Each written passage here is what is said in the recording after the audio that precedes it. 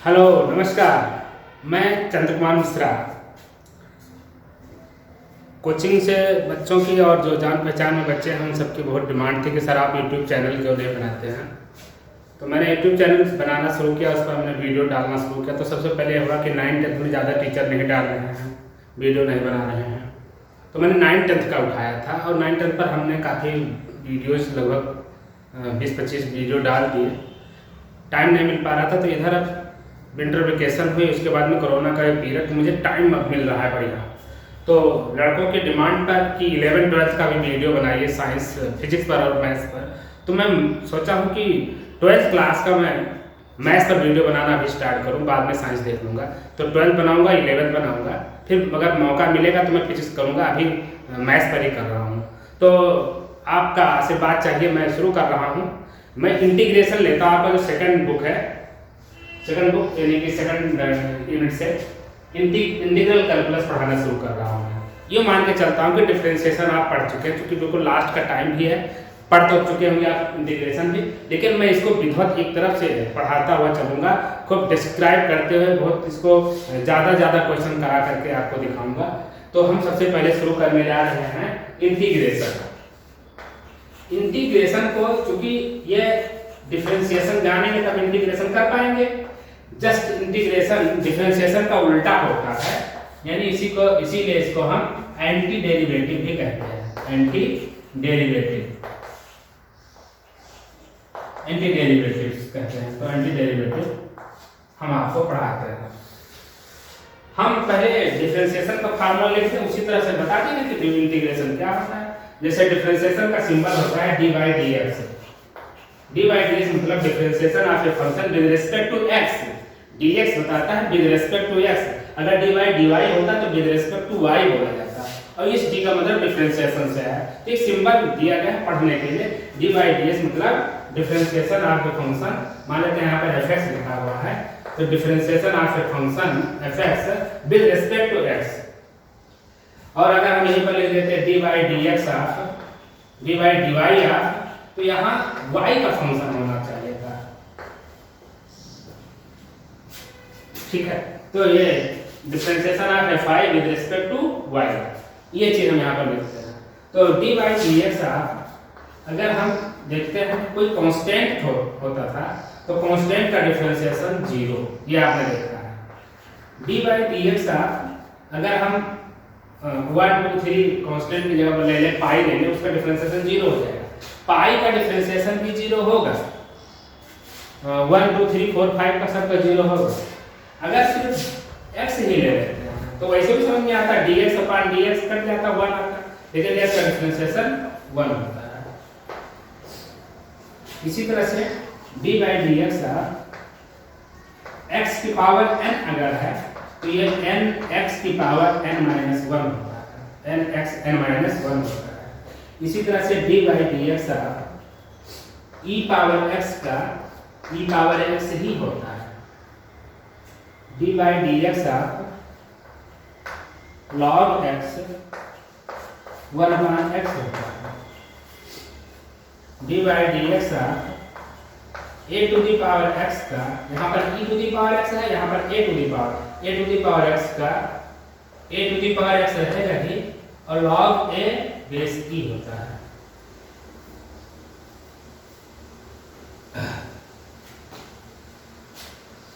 तो अब इसी तरीके से इसका अगर हम इंटीग्रेशन देखते हैं,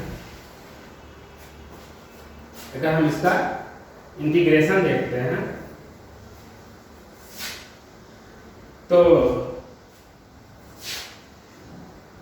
0 का इंटीग्रेशन c, इसका ये मतलब हुआ कि जब हम इंटीग्रेशन कर लें तो आखिरी में 0 बढ़ा सकते हैं। 0 का मतलब नहीं था, ये कांस्टेंट हम बढ़ा लेते हैं, यानी कि जब हम कोई चीज का इंटीग्रेशन करते हैं तो बाद में कांस्टेंट c ऐड कर दिया करेंगे, इसका ये मतलब हुआ 1। इसका मतलब कि अगर ये इंटीग्रेशन, इसे कहते हैं इंटीग्रेशन ऑफ 1 किसके रिस्पेक्ट में, dx लिखा जाता है। ये जो dx होता है, dx इज इक्वल टू ये x होगा। एक्चुअली dx होता क्या है, जब डिफरेंशिएशन पढ़ाते हैं, इंटीग्रेशन पढ़ाते हैं, तो उस समय एक चीज बताया जाता है कि मान लेते हैं एक टमाटर है, टमाटर को ऐसे ही चाकू से काट के इसकी पतली पतली स्लाइस बनाएंगे, इसकी पतली पतली स्लाइस बनाएंगे।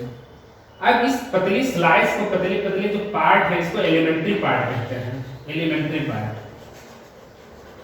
ये जो एलिमेंट्री पार्ट्स हैं, इन्हीं को कहते हैं, एक डिफरेंशियल पार्ट है होल थिंग का, होल थिंग का ये डिफरेंशियल पार्ट है। इसी को अगर हम कहते हैं कि अगर ये पूरी इसकी डायमीटर या पूरी डेप्थ x होती तो छोटा छोटा इसकी मोटाई dx कह जाती। अगर पूरी पूरी है इसकी मोटाई x होती है तो इसी को हम छोटे छोटे पार्ट की मोटाई dx मान लेते हैं। ये मान के चलिए कि ये सैंपल होता है। अगर इतने को ही खाओ, इतने से ही पता चल जाए कि खट्टा है या मीठा है या बहुत टेस्टी है या नमक कम है, इतने से पता चल जाता है तो पूरे होल बॉडी की स्टडी हो जाती है। सपोज करिए जैसे हमें अपने शरीर का ब्लड टेस्ट कराना है, तो भाई ब्लड टेस्ट होना है, पूरे बॉडी का ब्लड टेस्ट होना है, तो चले पर लेबोरेटरी में पूरा बैठे वहाँ पर पूरा खून निकलवा दे, भैया थोड़ी देर के लिए तुम ले लो और टेस्ट करो, फिर हमको दे देना, हमें शरीर में चढ़ा देना, तो हो गया। हम एक छोटा हिस्सा लेते हैं जिसे सैंपल कहते हैं, उतने में ही ब्लड का टेस्ट होता है। तो हम वहाँ पर देखते हैं कि मान लेते हैं उन्होंने 2 ml ब्लड लिया था, 2 ml में ही उन्होंने देखा लिम्फोसाइट कितना है, पैरासाइट कितना है, WBC कितनी है, RBC कितनी है, और उसमें प्लेटलेट्स कितने हैं, तो उसी के हिसाब से उन्होंने देखा कि पर लीटर कितना होगा या पर ग्राम कितना होगा, एक यूनिट में ले लिया और उसी एक एवरेज से देखा जाता है कि इतने में इतना काउंटिंग इन सभी जो कंस्टिट्यूएंट्स पार्ट होते हैं इसके होने चाहिए। अगर वो है तो उन्हीं से पता हो जाता है कि हाँ किस चीज़ की कमी है या कंप्लीट है। तो एक सैंपलिंग होती है, सैंपलिंग इसी को कहते हैं। तो जो सैंपल लेते हैं वही इसका डिफरेंशियल पार्ट है, यानी ब्लड का एक जो छोटा पार्ट हमने टेस्ट कराया वो differential part of my whole blood, पूरे ब्लड का वो डिफरेंशियल पार्ट है। और जब स्टडी हो जाती है तो पूरे होल बॉडी के खून की स्टडी हो गई, पूरे होल बॉडी के ब्लड की स्टडी हो गई। ये थोड़ा ना कि हमने हाथ के खून का टेस्ट कराया, पैर के खून का टेस्ट कराया, ही नहीं है, ऐसा नहीं है।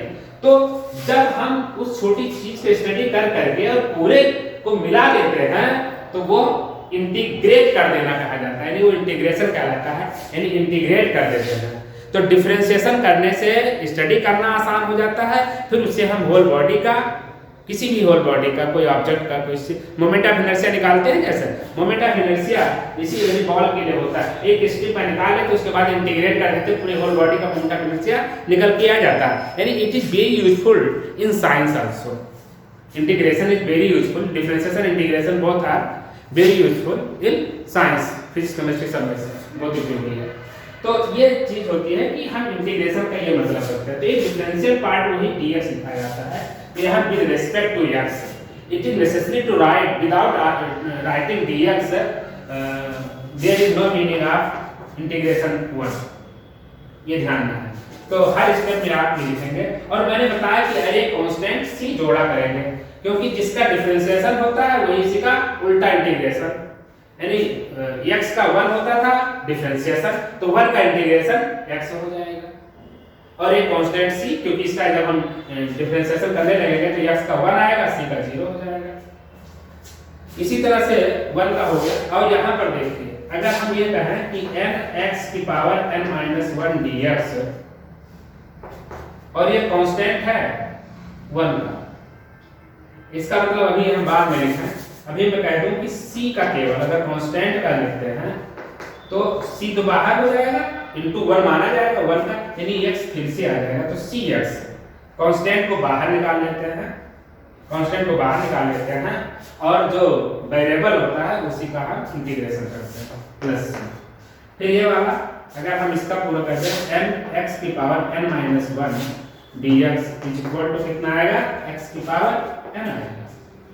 यानी ये कांस्टेंट है, ये कांस्टेंट हम वहां से मल्टीप्लाई करने वाले यहाँ डिवाइड कर सकते हैं, क्योंकि बाहर निकल ही जाता है। तो जरा देखिए ये इसका यहाँ पर ये बन जाता। चलो हम जैसा लिखा था पहले ऐसे लिख देते हैं, एक बार n जितना लिखा था प्लस c। इसका मतलब हुआ कि x की पावर n-1 dx = x की पावर n/n प्लस सी। इसका मतलब पावर यहाँ पर -1 है, तब यहाँ पर क्या हुआ है, एक पावर बढ़ गई है, +1 हो गया तो -1 कैंसिल हो गया, और जो पावर है वही अपना डिनोमिनेटर में। यानी अगर हम इसको जनरलाइज कर दें, n-1 जब n होता तो क्या हुआ था, यहाँ पर एक पावर बढ़ी थी, तो आपका अब n में पावर अगर बढ़ेगी तो n+1 हो जाएगी, और जो पावर आएगी वहीं से डिवाइड करना पड़ेगा। तो फार्मूला आपका ये बन गया था। उसके बाद e पावर x का तो आप देख ही रहे हैं कि जब e पावर x का डिफरेंशियल भी e पावर x था तो इंटीग्रेशन भी वही रहेगा। यहाँ पर 1/x dx का log x आएगा, ये ध्यान है, याद है, प्लस सी, और यहाँ पर a पावर x dx का इसी तरीके से, तो ये इसके नीचे लग जाएगा, is equal to a power x upon log a base c plus C, ये बच जाएगा। इसमें कोई दिक्कत तो नहीं। अब कहीं ये आप मत सोचिएगा कि 1/x को हम x की पावर -1 कर दें और -1 में +1 जोड़े तो x पावर 0 आ जाएगा। तो ये केस याद रहे, ये x पावर -1 नहीं बनाएंगे, ये log x वाला केस अलग ही रहेगा। बाकी x स्क्वायर से शुरू हो जाएगा, 1/x² होगा तो भी इसकी मदद से होगा। यानी हमारे पास एक चीज देखिए कि दो चीजें होती हैं नंबर्स में, एक वेरिएबल और एक कांस्टेंट। एक होता है वेरिएबल और एक होता है कांस्टेंट। तो वेरिएबल और कांस्टेंट में एक बार हम इसका अरेंजमेंट दिखाते हैं आपको कि परमुटेशन कितने तरीके से बन सकता है। एक बार कहते हैं कि variable to the power constant है, एक बार हम कह सकते हैं कि variable to the power variable ही है, एक बार हम कहते हैं कि constant to the power constant ही है, और एक बार कहते हैं हम constant to the power variable. इतनी चीजें हम बना सकते हैं, बना सकते हैं। जब देखिए variable to the power constant है तो ये क्या चीज है, variable to the power constant. Variable ये है x y z ही तो वेरिएबल होता है। Variables are denoted x y and z letters generally. तो यही तो है, ये वेरिएबल है, ऊपर एक कांस्टेंट है, यानी ये x पावर n से कंपेयर करिएगा, ध्यान देना, variable to the power constant. Variable to the power variable, यानी वेरिएबल भी x है और ऊपर वेरिएबल पावर भी x है। इसका अभी it is yet to be taught, अभी पढ़ाना बकाया है, ये दूसरे एक्सरसाइज में पढ़ाएंगे। x to the power x या x to the power y या x to the power z या y to the power x y to the power z या z to the power x z to the power y या z to the power z या y power y, ये अभी पढ़ाना बकाया है। फिर constant to the power constant, यानी कांस्टेंट को अगर हम a कहते हैं और उसके ऊपर ये constant to the power constant केवल कांस्टेंट ही रह जाएगा जिसका डिफरेंशियल 0। तो ये तो वही कांस्टेंट है जिसको हम c से डिनोट किया करेंगे, ये पहला। फिर दूसरी बात आती है constant to the power variable. Constant को a कहें और वेरिएबल के ऊपर x, a पावर x वाला ये पढ़ाया। तो इतना तो अलजेब्रिक में है। इसी तरह से ट्रिग्नोमेट्रिक होगा, फिर इनवर्स ट्रिग्नोमेट्रिक होगा। इतना फार्मूला जानने के बाद हम छोटे छोटे क्वेश्चंस करना शुरू करेंगे, छोटे छोटे क्वेश्चंस करना शुरू करेंगे। और हम शुरुआत के दौर में तो आपके लिए एनसीईआरटी बुक लाए हैं। बाकी आरडी शर्मा, आर्यस अग्रवाल, एमएल अग्रवाल सारी बुक्स हमारे पास हैं, हम सबकी मदद लेंगे। लेकिन फिलहाल अभी एनसीईआरटी से हम कुछ सवाल आपको लगवाते हैं।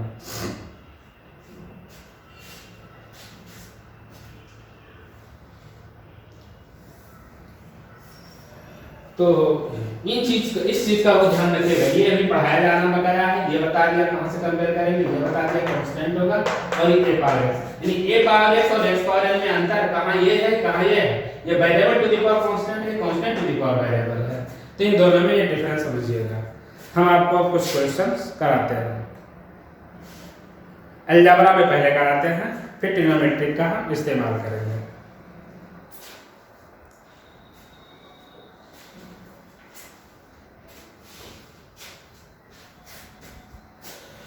जैसे कहता है क्वेश्चन है x cube minus one upon X square, x cube minus one upon X square D x, इसका इंटीग्रेशन करना है।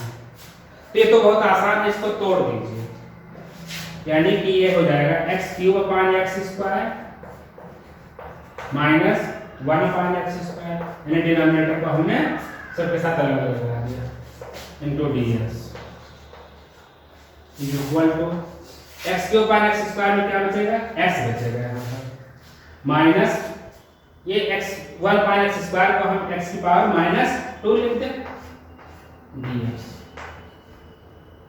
और एक चीज देखिए, ये सारे चीज प्लस या माइनस इंटीग्रेशन टूट जाते हैं। एक चीज जैसे मान लेते हैं डी बाई डी एक्स या इंटीग्रेशन जैसे भी हो, एफ एक्स प्लस जी एक्स दो फंक्शन लगेगा, प्लस हो या माइनस हो। इनटू की बात नहीं करूंगा, डिवाइड की बात नहीं करूंगा, उसमें फार्मूला चलता है, इंटीग्रेशन में अलग और डिफरेंशिएशन में अलग, लेकिन प्लस और माइनस वाले मामले में ये टूट जाता है। यानी कि इसका differentiation D by D X of F X और plus D by D X of G X, ये अलग अलग हो जाता है। यानी कि यहाँ पर integration of X D X minus X की power minus two D X, ये बनेगा इज इक्वल टू, ये x का हमने x की पावर क्या समझा है, 1 समझा है।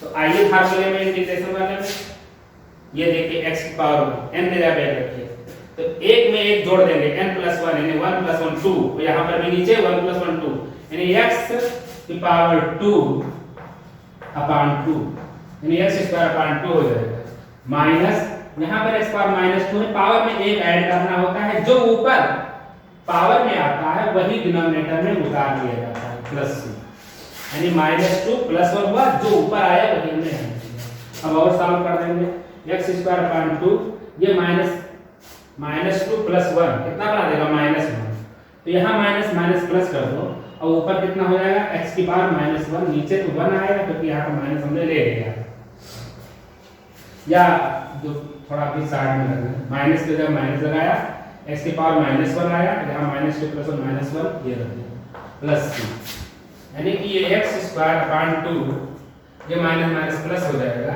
और x पावर माइनस 1 को 1 अपान x लिखा जाता है प्लस सी, ये हो गया इसका आंसर। इस तरह से किया जाता है। चलिए और सवाल लेते हैं, एक क्वेश्चन, अब थोड़ा जल्दी जल्दी समझिएगा, हमने करना बता दिया है। एक क्वेश्चन है इंटीग्रेशन ऑफ x की power 3/2 plus 2e to the power x minus 1 upon x dx is equal to, अब इसको तोड़िए अलग, x पावर 3/2 में 3/2 तो है ठीक है, प्लस 1 करना पड़ेगा और अपान 3/2 प्लस 1 वही चीज, प्लस 2 e पावर x का इंटीग्रेशन तो e पावर x ही रहता है, प्लस 2 e पावर x हो जाएगा, माइनस 1 अपान x का जब इंटीग्रेशन करेंगे तो क्या हो जाएगा log x। आप सबसे पहले सबको अलग अलग तोड़ेंगे, सबके साथ dx लगाएंगे, तब इसको लिखेंगे। अब जरा इसको देखिए, x की पावर 5/2 हो जाएगा ऊपर, नीचे भी 5/2 हो जाएगा, 5/2 या अपान 2 को भेज देंगे ऊपर, जो सबसे नीचे होता है वो सबसे ऊपर जाता है, ये मैथमेटिक्स बताती है, जो नीचे यानी छोटा बन करके चलता है वो सबसे ऊपर जाता है। एक दोहा इसीलिए है कि नल की अरुणल नीर की, नील की नल की अरुणल नीर की एको गत कर जो, और जो तो ऊंचे हो चले त्यो तो नीचे हो, जो ऊंचे बनकर चलता है वो नीचा हो जाता है। ये पढ़ाया जाता है रहीम दास और कबीर दास के दोहे में। तो ये है जो डिनोमिनेटर में सबसे ज्यादा नीचे रखना है सबसे ऊपर पहुंचेगा। तो 2x पावर 5/2 ओ हाँ सही है 5/2 और नीचे 5/2 5 बचेगा, plus 2e power x minus log x और प्लस c लगा देंगे, ये हो गया आंसर। तो इस तरह से ये क्वेश्चन आपके लिए आसानी से लग जाएगा। और सवाल बताता हूँ, फिर कल ट्रिग्नोमेट्रिक और इनवर्स ट्रिग्नोमेट्रिक के लिए रखूंगा। आज अलजेब्रा के क्वेश्चन में लगभग लगा दूंगा आपके लिए।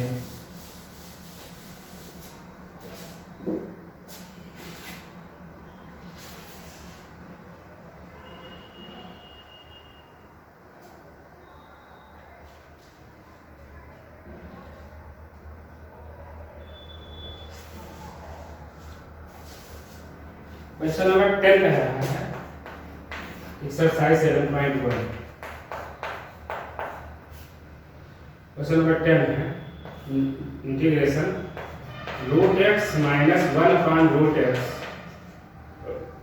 होल स्क्वायर dx लिखना बहुत जरूरी है, ध्यान में लड़के dx लिखते नहीं, छोड़ देते हैं। तो सबसे पहले तो होल स्क्वायर है तो बहुत आसान है, इसको खोल दीजिए, इज इक्वल टू इधर करते हैं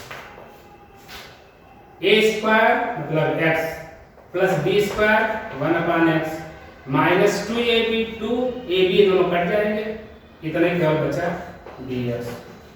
आइए x का क्या बताया है, x स्क्वायर अपान 2 पावर 1 है, 1 का 2 हो जाएगा अपान 2 1/x का log x माइनस 2 बाहर आएगा, 2 कांस्टेंट के लिए x बगल में लग जाता है 2x प्लस c। ये हो गया इसका आंसर। क्वेश्चन नंबर 13 देखिए इंटीग्रेशन है x³ minus x square plus x minus 1 upon x minus 1। हम सबसे पहले तो 11 12 से ही शुरू करने वाले थे, सबसे पहले 12th का ही वीडियो बनाने वाला था, लेकिन लोगों ने कहा कि बल्क 9 10th में ज़्यादा है, 9 10th में सभी लोग तो 9 11 12 ही पढ़ाना चाहते हैं, तो यूट्यूब पर 9 10th पढ़ाने वालों की संख्या कम है। इसमें आपका वीडियो या चैनल भी जल्दी राइज अप हो जाएगा और लोगों को फायदा भी ज़्यादा मिलेगा। 9 10th के लोगों को पढ़ाई नहीं मिल पा रही है, तो मैंने 9 10th लिए इतना टाइम भी नहीं मिल पाता था, इतना बिजी स्कूल से आने के बाद ये सब करना, तो कहीं 1 क्लास कहीं 2 क्लास, फिर इधर छुट्टियाँ पड़ गई। लेकिन अब मैं शुरू किया हूँ, मुझे अब टाइम खूब है तो मैं शुरू किया हूँ, अब मैं 11 12 को भी लगातार उतना ही पढ़ाऊंगा, डेली एक लेक्चर हमारा होता रहेगा कम से कम। और फिर dx। अब ऐसे क्वेश्चंस के लिए देखिए, ये दिखता है इतना बड़ा, ऊपर वाले का फैक्टर कर दीजिए, यानी कि x³ minus x square plus x minus 1, इसमें दोनों का जोड़ा बनाइए, पेयर लीजिए, तो x स्क्वायर इसमें कॉमन होगा, x माइनस 1 होगा और प्लस 1 कॉमन होगा तो x माइनस 1, यानी कि एक ब्रैकेट में x माइनस 1 और दूसरे में x स्क्वायर प्लस 1। इसको ऐसे रखिए, ऊपर फैक्टर आएगा x minus 1 x square plus 1 dx, यानी इसकी सारी मैथ्स लगा लेनी है। x माइनस 1 कैंसिल होगा, ये x स्क्वायर प्लस 1 dx। अब देखिए x स्क्वायर का तो पावर 2 है तो 3 हो जाएगा, q³/3 और 1 का x होगा प्लस 1, ये आंसर हो जाएगा। बहुत आसानी से सवाल हो जाएगा।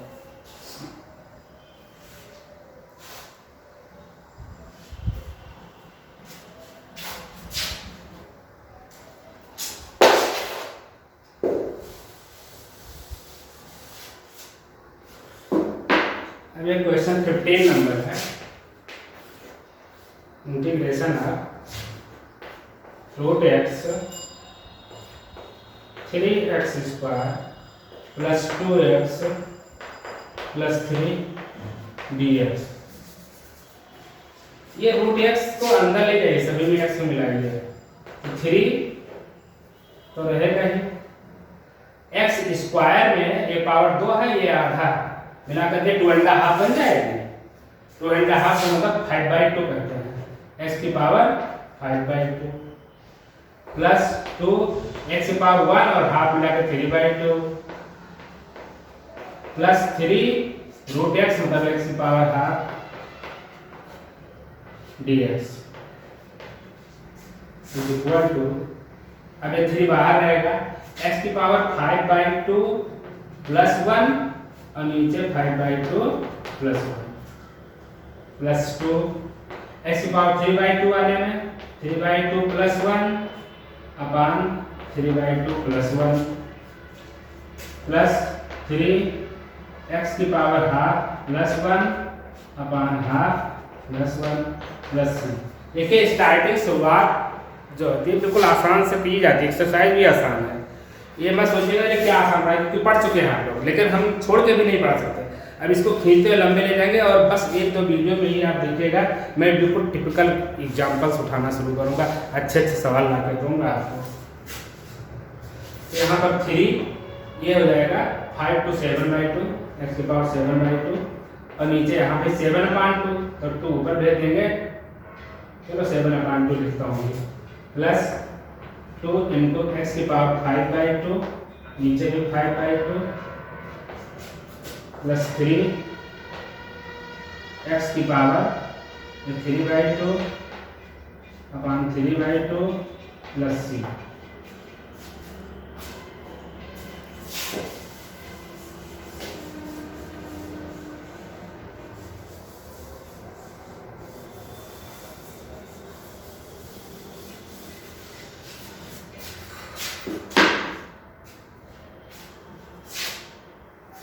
इज इक्वल टू ये 2 उधर पहुंचेगा तो 6 एक्स की पावर 7/2 अपान 7 प्लस यहाँ 2 2 जा 4/5 X to the power 5/2 plus यहाँ से 3 कैंसिल हो जाएगा, 2 ऊपर रहेगा 2 एक्स की पावर 3/2 प्लस c। एक आंसर ये हो सकता है, बाकी एक तरीके से और थोड़ा अरेंज करके ले सकते हो। ये 6/7 तो है ही, 7/2 यानी 4 कंप्लीट नहीं 3.5 है, तो x क्यूब हो जाएगा और रूट x अलग से इस तरह भी लिखते हैं, हालांकि यही आंसर इसका सही है। प्लस 4/5 ये x स्क्वायर रूट x लिख सकते हैं प्लस 2x और रूट x लिख सकते हैं। फिर रूट x जैसे वहां पर कॉमन दिया हुआ था, आप रूट x कॉमन निकाल लीजिए तो 6/7। अब ये नहीं 7 5 का एलसीएम निकालने लगे, सब मत करिएगा। x cube plus 4/5 x square plus 2x और ये अच्छा वाला आंसर है। बाकी अब आप लोग सवाल लगाइएगा।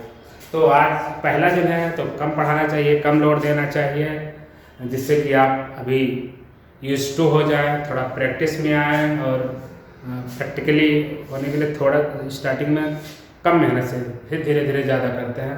प्रैक्टिस जैसे एक्सरसाइज करते हैं पहले दिन ज़्यादा नहीं कर देते हैं, नहीं तो हाथ पाँव दर्द करने लगते हैं, नसें सब को दर्द करने लगते हैं। तो बस आज के लिए इतना ही, फिर मिलेंगे कल दूसरे वीडियो में। तब तक के लिए नमस्कार, जय हिंद।